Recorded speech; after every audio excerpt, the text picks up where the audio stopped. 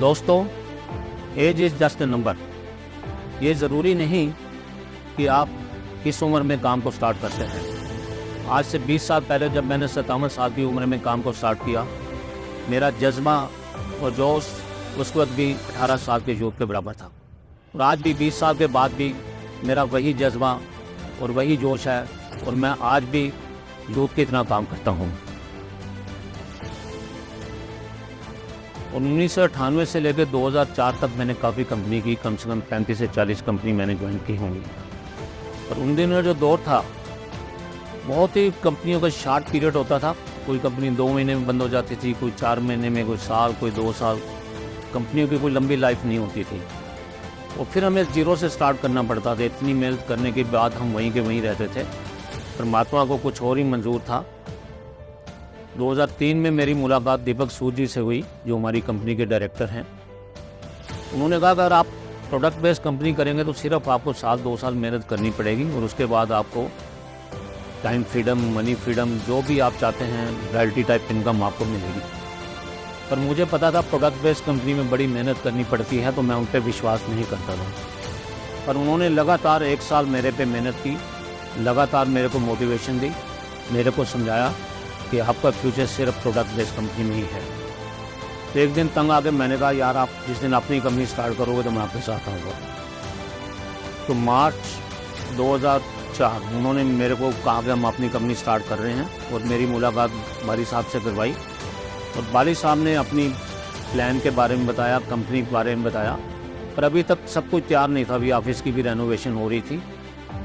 पर मुझे एक पता था कि बाली साहब एक बड़े सफल व्यक्ति हैं, उन्होंने कई कंपनियों को सफल बनाया था, और बाली साहब बहुत बड़े विजनरी आदमी थे।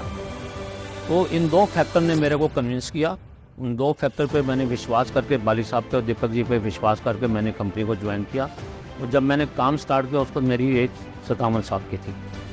पर शुरू में लोगों ने विश्वास नहीं किया, पर जैसे जैसे हम मेहनत करते रहे, लगे रहे, आगे बढ़ते रहे, और पहले महीने का जब लॉन्चिंग के बाद मेरा जब 40,000 का बना, तो मेरा विश्वास बढ़ गया कि बाली साहब ने जो कहा था इस प्लान में इतनी इनकम आएगी।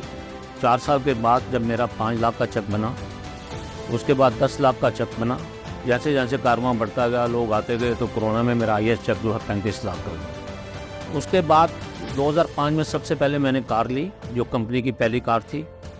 और बड़ी इंटरेस्टिंग स्टोरी है, जैसे मैंने कार ली, मेरी वाइफ को भी विश्वास नहीं था। उन्होंने बाली साहब को कहा कि इसकी किस्तें कौन भरेगा। तो बाली साहब ने कहा आप चिंता मत कीजिए, कंपनी इसकी किस्तें भरेगी। मुझे तो पता था, मेरे तो ड्रीम बहुत बड़े थे, ये तो छोटी पहली कार थी।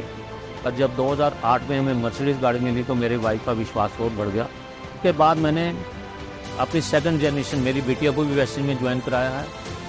और उसने जब देखा कि मेरे पापा सक्सेसफुल हो गए, तो उसने वैसे को ज्वाइन किया। और उसका भी एम यही है कि आने वाली उसकी भी जो जनरेशन है वैसे में काम करेगी।